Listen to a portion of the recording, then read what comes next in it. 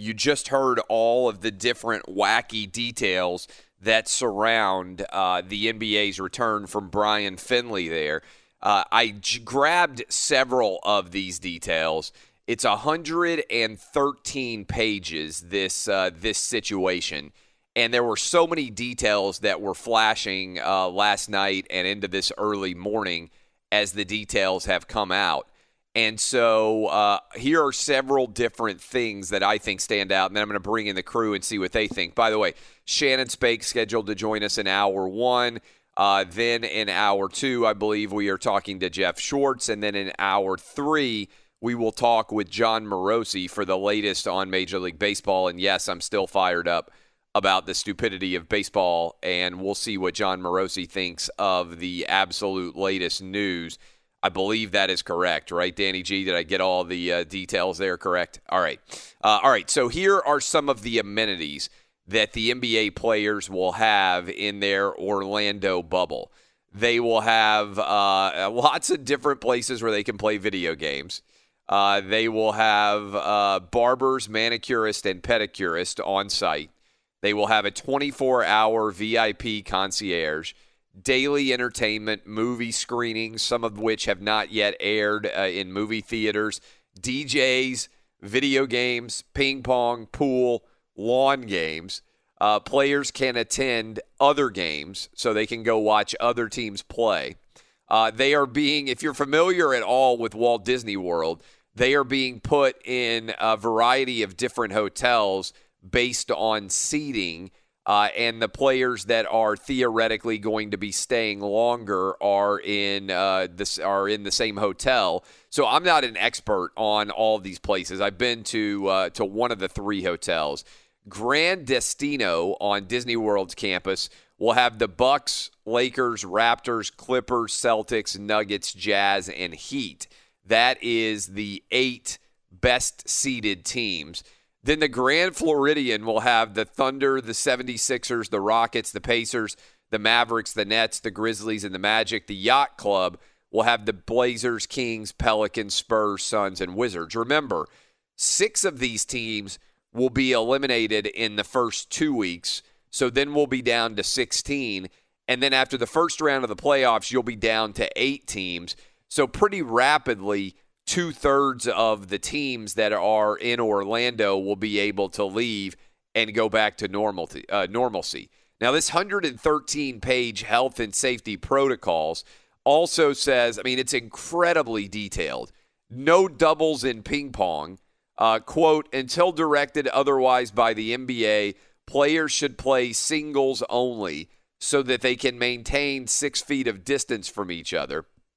Also, probably another wacky element is that the NBA, well, there's so many different angles here. The NBA also has protocols even for card games, and it says that they require anyone playing cards indoors to wear masks. Player staff must dispose of the deck at the end of each game and session.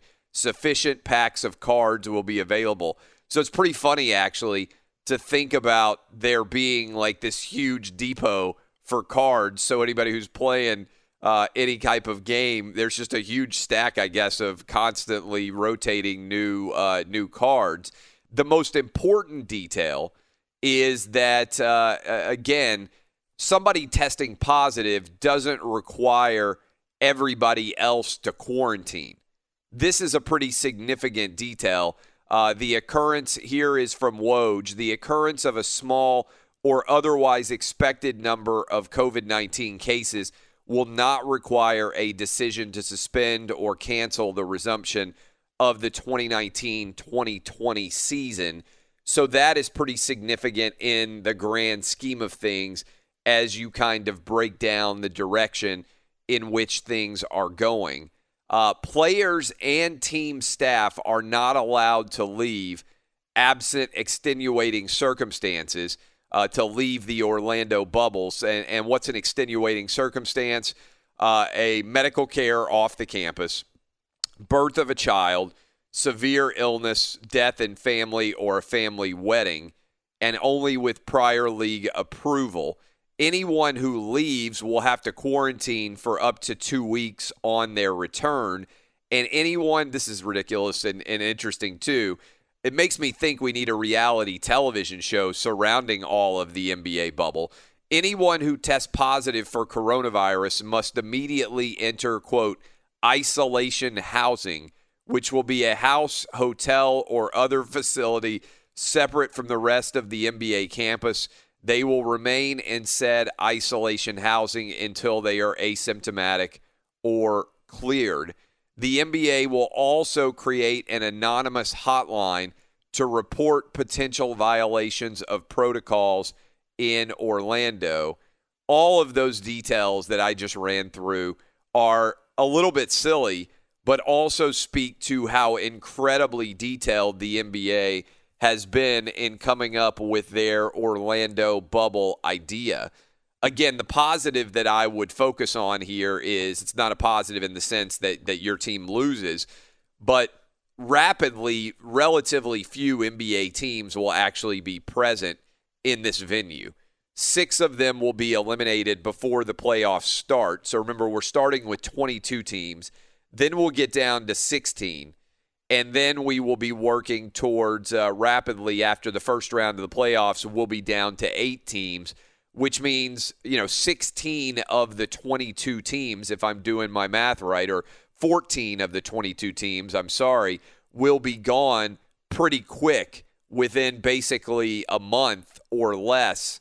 Most of these teams will be gone. Now, here is what is a little bit ridiculous from my perspective, is if you look at the coronavirus numbers, they are continuing to decline precipitously.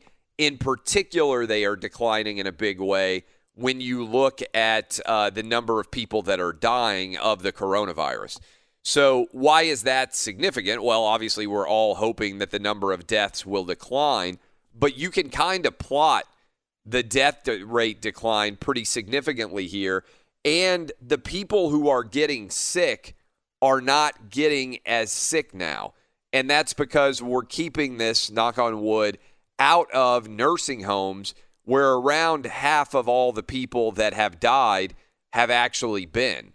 So typically, when younger, healthier people get the coronavirus, their impact is relatively small and not very substantial.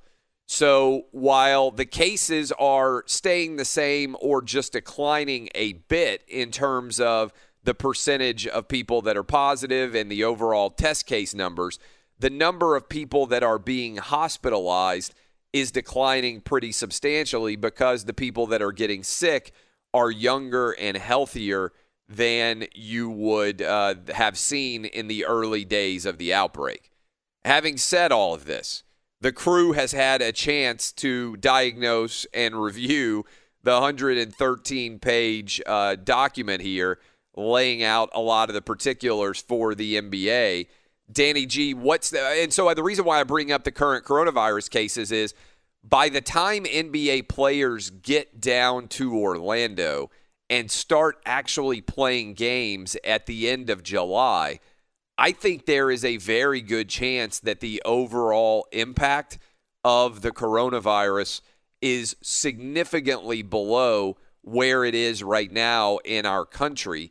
And remember, on July 15th, NASCAR, and we'll talk about this a little bit with Shannon Spake, but on July 15th, NASCAR is going to have up to 30,000 people present at Bristol for a sporting event. That's 2 weeks before the NBA season actually starts. I think the NBA is proceeding here with a tremendous abundance of caution, which may not, frankly, be that necessary by the time we get to late July and into August with the trajectory of the outbreak that we see right now. So keep that in mind. But Danny G, what stands out to you about this 113-page manual that was released last night?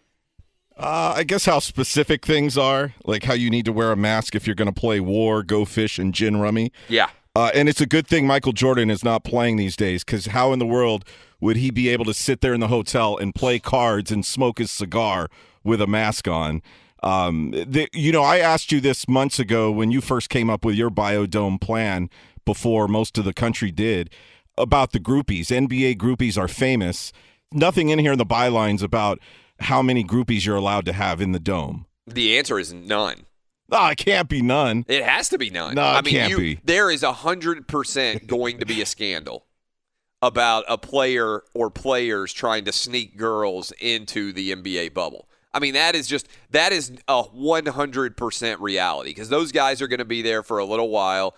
They're going to and look, there's a difference between because if you bring your side chick in, right, or your girlfriend or whatever you say, there's a lot of guys that enjoy being around a girl for, I don't know, a couple of days. They don't want them there for 3.5 months. You don't think there'll be like presidential treatment where maybe a top security staff will whisk the girl in and out in the middle of the night? Because it violates the principles of the bubble. You could test her, though. You could run all the tests on her before you bring her in and out. Yeah, but I think the problem is you can test negative and still have the coronavirus.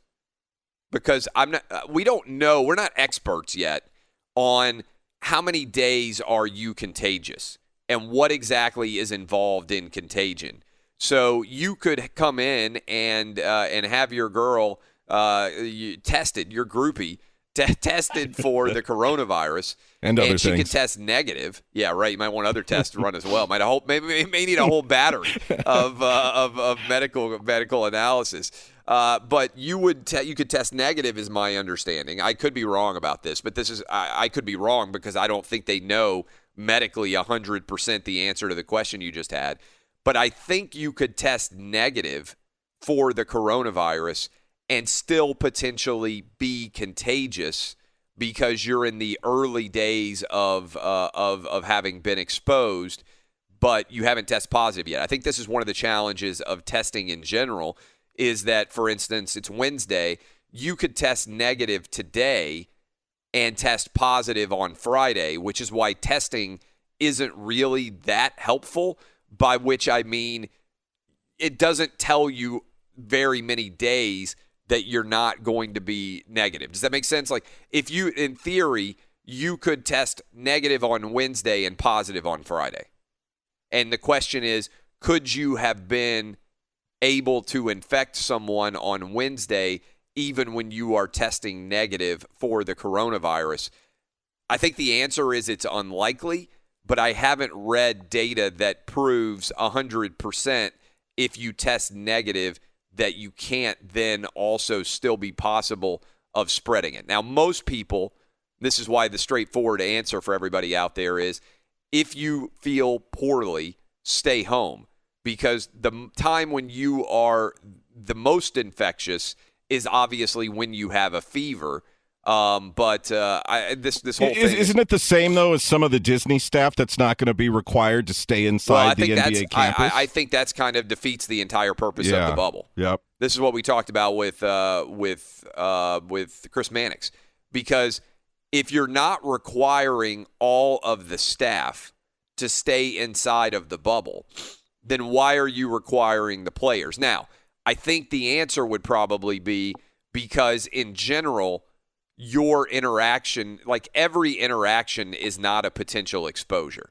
So in other words, if you go to the grocery store and somebody who works at the grocery store has had the coronavirus, it's not like everybody who went to the grocery store has to quarantine themselves, because the average person who works at the grocery store, you didn't come into contact with them long enough or significantly enough to be a part of the quarantine zone, so to speak. Joined now by Jeff Shorts. You can follow him on Twitter there. He a lot of times sits in as a guest host on this show. Jeff, when you were a single guy and you were in an NFL locker room, if your team had been quarantined like the NBA teams are talking about quarantine, how much discussion would have focused on trying to sneak in girls? Probably. Like you guys, my theory is, I'll tell you this. I know you pretty well. You know me pretty well. If I were a single guy and I'm quarantined at Disney World, I would be studying the Orlando bubble like I was inside of a prison, like trying to probe all the weaknesses, trying to meet the security guards, there's 100% chance I would be trying to sneak girls in for not just me, but for the team as well. Don't you think that will be a huge point of discussion with these guys with tons of time to fill, trying to figure out how to sneak people in? Oh, for sure. Look, I mean, the closest I can relate to is training camp where we would go off campus. Oh, yeah. With the Panthers. Because you're not supposed to have girls in training camp, right? Right. No, but we would get like a day off. Like we would get, Wednesday nights off, and my now wife, my girlfriend, would drive down from Charlotte, and we would just start dating, and we would find places to do it. Maybe a hospital parking lot, maybe not. I can't confirm or deny that. But we would. Wait, hold on. You would have sex in a hospital parking lot? We did one time, yeah. Well, hold on. Can you imagine if you had gotten arrested as a member of the Carolina Panthers for trying to find a way to sneak your girlfriend sex while you're at training camp? But it was a night off at least. No, I'm saying, but it's still technically illegal, I would imagine, to have sex in a hospital parking lot. Probably. I mean, if you're in the car though, it's not illegal. I guess. No, it is totally illegal to have sex inside of a car in a parking lot. Oh, I did not know that. Yeah, that's a good defense. Oh, officer, I had no idea that it was illegal to have sex in public in a car. It was my wife's 3 Series BMW. It was not a good. First of all, I don't even know how you fit in the 3 Series BMW. Period. I had a double hamstring cramp. It was not a good experience. It was right after practice. You almost got on IR. I had to go on IR as a rookie on like 7th round draft pick because I needed it so badly. No, guys find a way to get it done. And that's the thing is, like, I just don't know. I saw stuff today about, Ramona Shelburne reported that, there's going to be like a hotline to call in if like someone's breaking the rules. There's going to be, the NBA players are worried about uniform punishment for guys that break the quarantine or don't follow the rules. I mean, it just doesn't feel like this is going to work as well or smoothly as I think it is. I mean, I understand you want to keep everyone safe, and this is probably the best way to do it is kind of have this sort of bubble idea. But I'm just not sure that it's going to be a wreck, man. It's going to be bad. I don't know how they enforce these stuff. I don't know how you expect guys to go 3 months without seeing anybody outside of the players on the team. Guys are going to want to eat out. They're going to want to leave. They're going to want to relax, and it just feels like this is not going to actually happen.